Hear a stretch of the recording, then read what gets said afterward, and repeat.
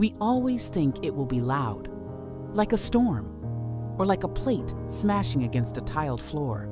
We expect screaming. We expect tears that run down our faces like rivers. But sometimes, a heart breaks in total silence. It happens while you are sitting in a nice chair, wearing your best blue dress. It happens while you are holding a fork, staring at a piece of cake that costs more than your weekly grocery budget used to. It happens when the person you love the most in this world speaks, and his words make you realize that you have become invisible. That is what happened to me last Tuesday. The room was full of important people, men in gray suits, women with shiny jewelry. They were all looking at James. They were clapping. Their faces were full of admiration. James tapped his glass with a spoon. Ting, ting, ting. The room went quiet. The kind of quiet where you can hear the air conditioning humming. I looked up at him, my husband, the father of my 3 children, the man I had shared a bed with since I was 22 years old. He looked so happy. His cheeks were flushed pink. He cleared his throat. His voice was strong. He said, "I look around this room, and I see the people who helped me build this legacy.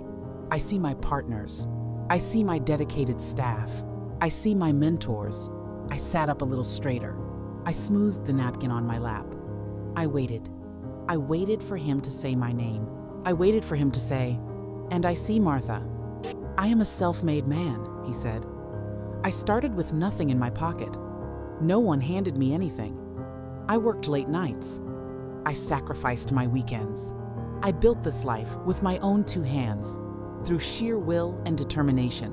I stand here today because I never gave up on myself." Everyone clapped, loudly. Someone shouted, "Bravo!" I clapped too. My hands came together. Clap, clap, clap. But inside my chest, something quiet and terrible happened. "Self-made," he said. "My own 2 hands," he said. I looked at my hands. They were wrinkled now. The skin was dry. The ring on my finger felt suddenly heavy, like it was made of lead. He had forgotten. In one sentence, he had erased 40 years of my life. I didn't cry. I didn't make a scene. I just took a sip of water. But as the cold water went down my throat, I realized the truth. My husband didn't see me anymore. To him, I was just part of the furniture. I was just the woman who sat next to him while he achieved greatness. He forgot that without my hands, his hands would have been empty. We met in a library. It sounds like a cliché, doesn't it? But it is true. I was studying nursing. I wanted to be a head nurse at the city hospital. That was my dream. I was smart. I was quick. I had a scholarship that I had worked 2 jobs to get. James was studying business. He was charming, but he was a mess. His shirt was always untucked. He never had a pen. He borrowed mine. "I'll give it back," he promised. He never gave the pen back. Instead, he gave me a coffee, then a dinner, then a ring. "I'm going to give you the world, Martha," he told me that night. He had tomato sauce on his chin. "You wait and see. We are going to be rich." "I don't need to be rich," I told him. "I just need us." And I meant it. But life has a way of changing your plans. 2 years later, James got a job offer. It was a big opportunity, but it was in a different state, 500 miles away. "It's just for a few years," James said. "Martha, please, this is my chance. If I take this job, I can support us. You won't have to work night shifts anymore." I looked at him. I saw the hunger in his eyes. He wanted to be someone. So I quit. I handed in my resignation. I said goodbye to my patients. I packed our life into cardboard boxes. I told myself it was a compromise. That is what marriage is, right? Give and take. But looking back now, I see it was the first brick I laid for his foundation, and the first brick I removed from my own. James was working all the time. He left before the sun came up. He came home after the sun went down. "I'm doing this for us," he would say, collapsing onto the sofa. "I'm so tired, Martha. Can you bring me a plate?" And I would bring him a plate. I was tired too. Davy had colic. He screamed for 4 hours every night. Sarah needed help with reading. Mike was always sick with ear infections. I was the cook, the cleaner, the driver, the tutor, the nurse, the accountant. We were saving every penny so James could buy into a partnership. I remember one winter. My winter coat tore. The lining was ripped, and the cold wind went right through it. I looked at the bank account. We had enough for a new coat for me, or a new suit for James. He had a big presentation coming up. He needed to look successful. I bought the suit. I sewed my coat with a needle and thread, and I wore an extra sweater underneath. When James got that promotion, he came home with champagne. "I did it!" he shouted. "I nailed the presentation. They loved me." He hugged me. He was wearing the new suit. It felt smooth against my cheek. "I'm so proud of you," I said. And I was. I really was. But he never asked about my coat. He never noticed that I was shivering when I walked to the grocery store. He saw the result. He didn't see the cost. We moved to a bigger house. We bought a second car. James was now a vice president. The problems started small. They always do. It wasn't that he was mean. James was never a cruel man. He didn't yell. He didn't hit. His weapon was indifference. He started to believe his own story. The story that he was the engine and I was just the passenger. "Dad," she said, "I'm scared. I'm not smart enough." James looked up from his BlackBerry, those old phones with the little buttons. He said, "Sarah, look at me. I built a company from nothing. Hard work is all you need. You just have to focus. Stop crying and study." Then he went back to his email. Sarah looked at me. Her eyes were wet. I sat down next to her. I took her hand. "You are smart," I told her, "and you are kind, and we will hire a tutor. I will pick up extra shifts at the community center to pay for it." James didn't hear that part. He didn't know I was working part-time at the library and the community center just to pay for the extras, the piano lessons, the braces, the summer camps. He thought his paycheck covered everything. He didn't know how much things cost. He hadn't bought a gallon of milk in 15 years. "I have a dinner meeting," he would call and say. "I have to fly to Chicago. I have a golf tournament with the client." I spent so many nights alone. I stopped talking about my day because he stopped listening. If I said, "I planted roses today," he would say, "That's nice," without looking up from the TV. If I said, "I'm worried about my mother," he would say, "She'll be fine, Martha. Don't worry so much." My worries were small to him. My life was small to him. Because I wasn't closing deals. I wasn't moving millions of dollars. I was just keeping us alive. I was just keeping the family woven together while he was out conquering the world. I had a health scare. The doctor found a lump. I was terrified. I sat in the car in the hospital parking lot and just breathed, trying not to scream. When I got home, James was packing a suitcase. "Where are you going?" I asked. My voice was shaking. "London," he said. "Big merger." "I told you this last week, Martha. Weren't you listening?" I have to go for a biopsy," I whispered, "on Thursday." He stopped packing for a second. He looked at me. "Oh, is it serious?" "They don't know yet." He looked at his watch. Then he looked at the suitcase. "Well," he said, "it's probably nothing. You know how doctors are. They worry about everything. I can't cancel this trip, Martha. This merger is vital for my retirement plan." My retirement plan. Not our life. His plan. "I understand," I said. I drove myself to the biopsy. I sat in the waiting room alone, watching a couple hold hands across from me. The man was rubbing the woman's back. I closed my eyes and pretended someone was rubbing my back. It turned out to be benign. Nothing dangerous. When James called from London, he didn't ask, "Are you okay?" He asked, "Good news?" "Yes," I said. "It's benign." "See?" he said, sounding relieved but also impatient. "I told you it was nothing. I have to go. The partners are waiting for dinner." He hung up. That night, I slept in the middle of the bed. It felt huge and cold. So, when he stood up at that retirement dinner, when he said, "I built this alone," when he said, "Self-made man." It wasn't just words. It was the final confirmation. He didn't just undervalue me. He had erased me. To him, I was a convenience. I was the person who made sure his socks were clean and his dinner was hot so he could go out and be the hero. The applause in the restaurant died down. People were picking up their forks again. James sat down next to me. He turned to me, beaming. He looked like a king who had just been crowned. "That went well, didn't it?" he asked. He was waiting for me to praise him.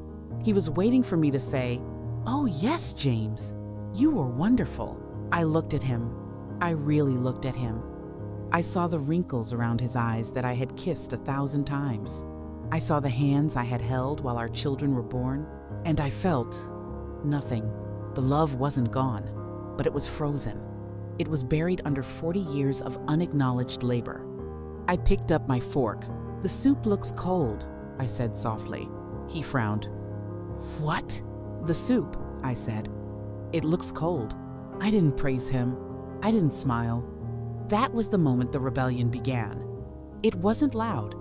It started with a bowl of soup, but it was going to end with something much bigger. The car ride home was quiet. Usually, I would fill the silence.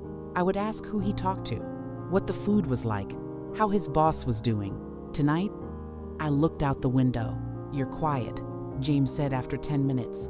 "I'm tired," I said. "It was a long night," he agreed.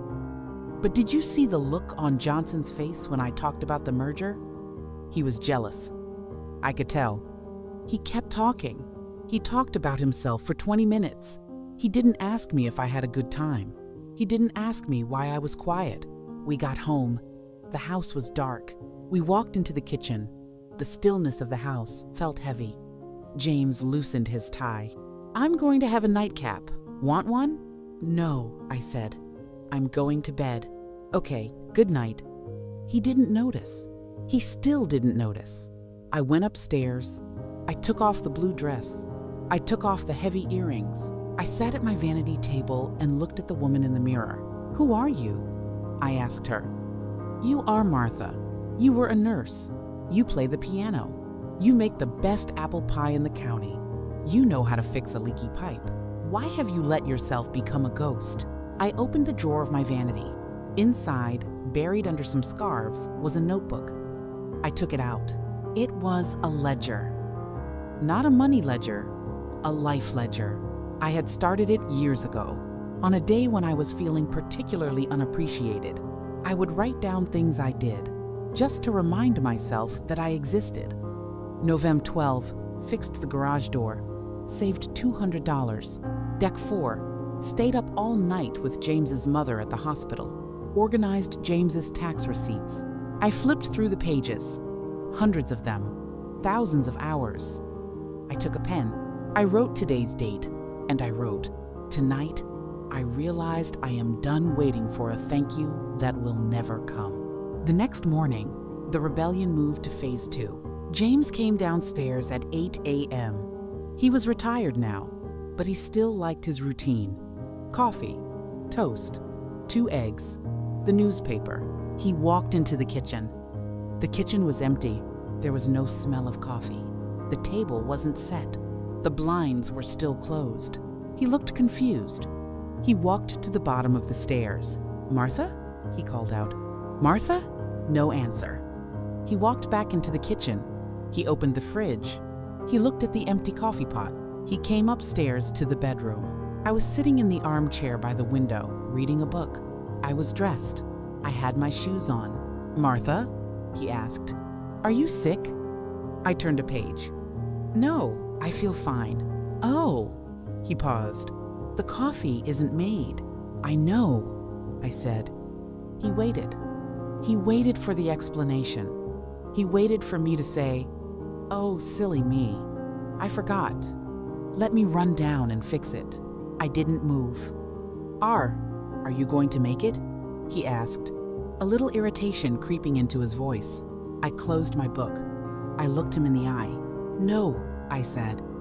"I don't think I am." "Why not?" Because, I said calmly, you are a self-made man, James. You built your life with your own two hands. I'm sure your own two hands can figure out how to operate the coffee machine. His mouth opened slightly. What is that supposed to mean? It means exactly what you said last night, I replied. You said you did it all alone. You said you sacrificed everything. You took all the credit, James, every ounce of it.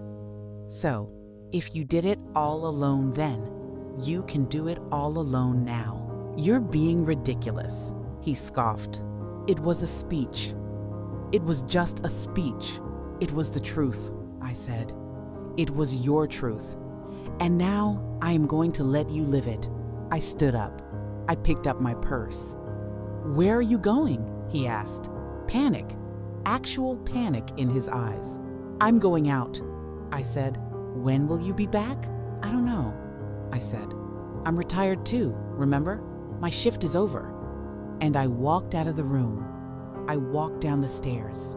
I walked out the front door. And for the first time in 40 years, I didn't look back. I didn't go far. I checked into a little bed and breakfast by the lake, only 20 minutes away. It was quiet there. I woke up when I wanted to. I ate toast with jam. I walked by the water and watched the ducks. For the first time in 40 years, my mind was empty. I wasn't making a grocery list in my head. I wasn't worrying about James's cholesterol. I wasn't wondering if I had remembered to pay the electric bill. I was just Martha. Meanwhile, back at the house, the empire of the self-made man was starting to crumble. I didn't answer his calls for 3 days, but I heard what was happening. My daughter, Sarah, called me. Mom, she said, laughing a little. Dad called me asking how to turn on the dishwasher. He put regular soap in it, and bubbles went all over the floor. I smiled. What did you tell him? I told him to Google it, Sarah said. I told him, you're a smart man, Dad. You'll figure it out. I felt a little pang of guilt, just a small one. But then I remembered the retirement dinner. I remembered the clapping. I remembered being invisible. And I took another sip of my tea.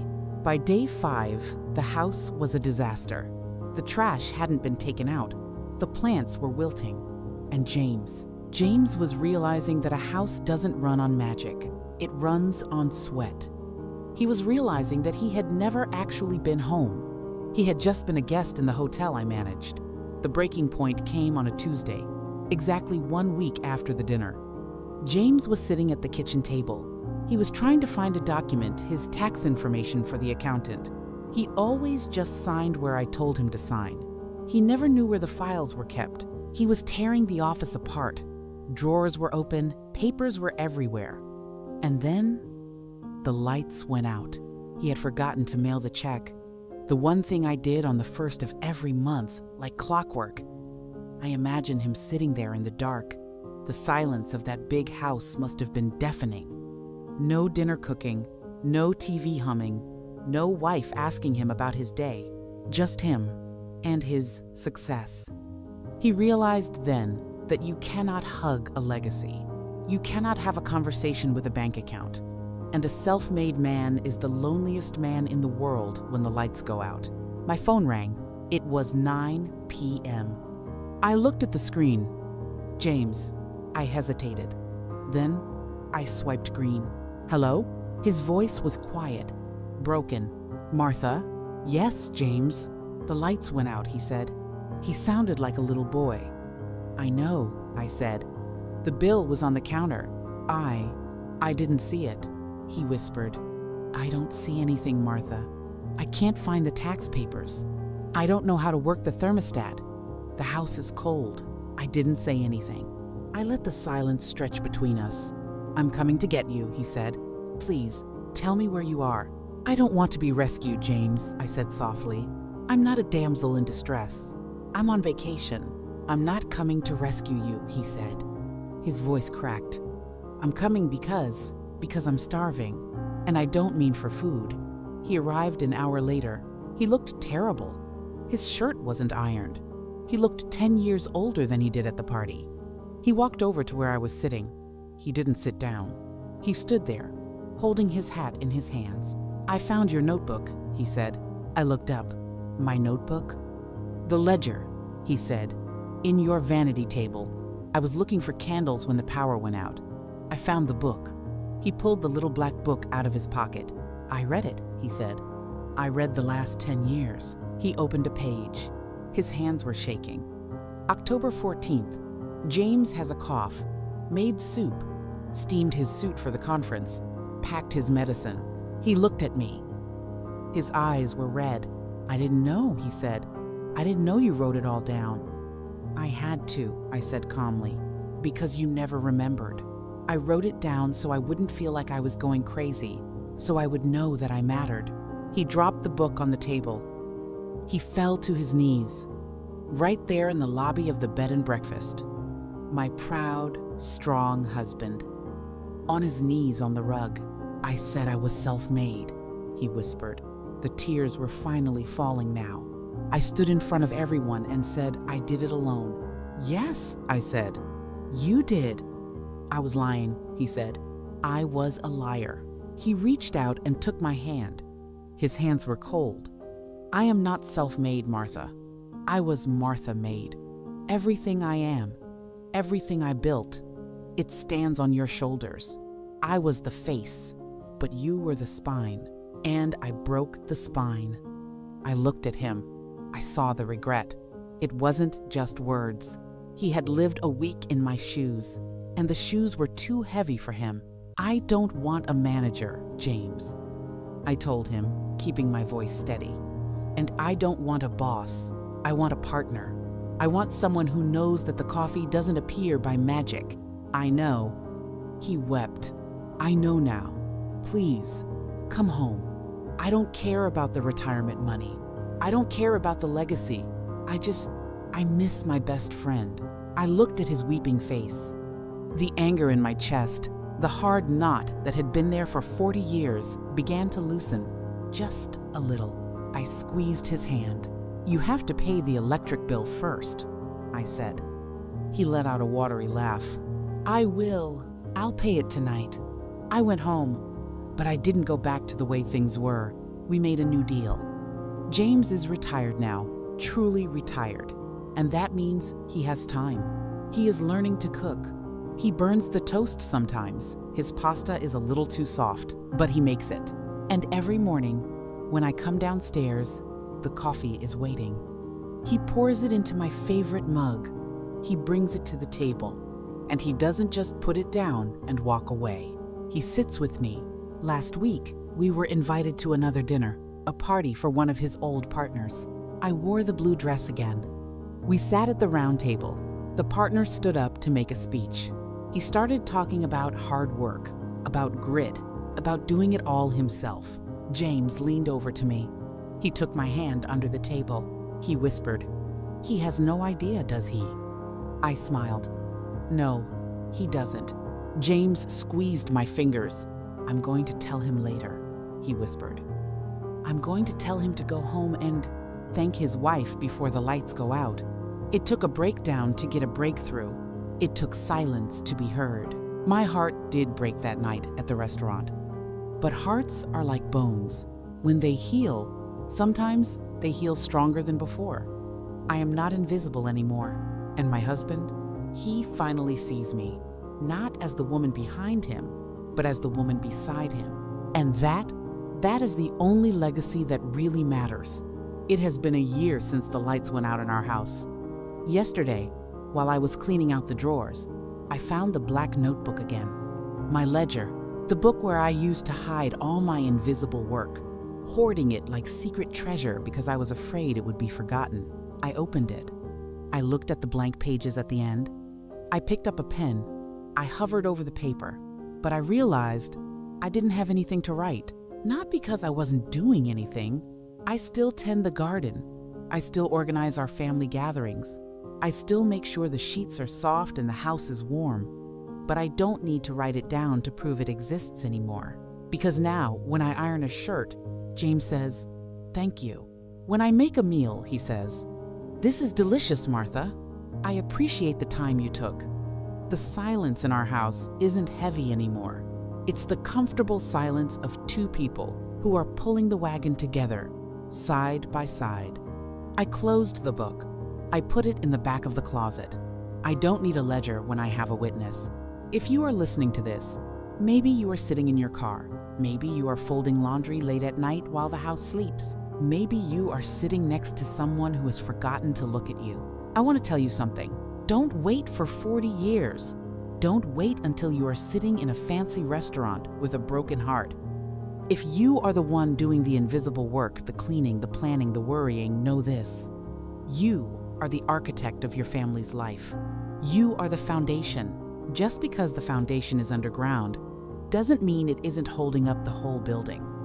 And if you are the one chasing the dream, the one climbing the ladder, take a moment. Look down. Look at who is holding the ladder steady for you. Because no one climbs alone. No one. We live in a world that loves big things, big promotions, big houses, big awards. But life is made of small things. A cup of coffee, made with love. A bill, paid on time. A hand held in a waiting room. These are the bricks that build a life. James and I are older now. We walk a little slower, but we are happier than we have ever been. He still tells people he is a successful man, but he tells the story differently now. I built a company, he says to people, and then he points to me. But Martha built the life, and that is enough. Love isn't just a feeling. Love is attention. Love is noticing. Love is saying, I see you. I see you. So tonight, go home. Look at the person you love. If the lights are on, thank them. If the dinner is warm, thank them. If you are not alone, thank them. Because the only thing worse than a heart breaking in silence is realizing too late that you were the one holding the hammer. Cherish the hands that hold you up.